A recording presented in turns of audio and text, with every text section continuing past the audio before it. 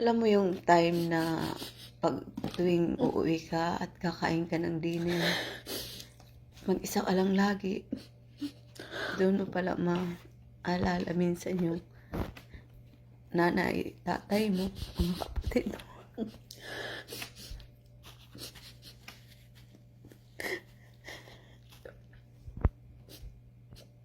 Tapos, isa lang yung anak mo. Yung asawa mo nasa trabaho, yung anak mo nasa trabaho. Tapos mapipil mo isang araw, ikaw lang pala na mag-isa.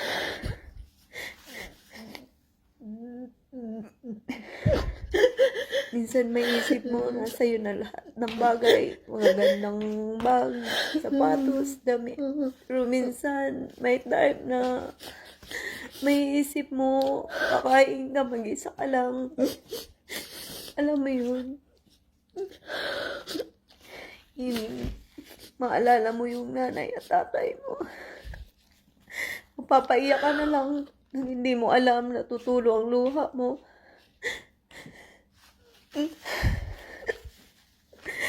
Tapos may isip mo, ikaw lang pala ang taga-ubos ng leftover mag-isa. Diba? Ang sakit. Nagluto ka ng madami, tapos ikaw lang ang uubos.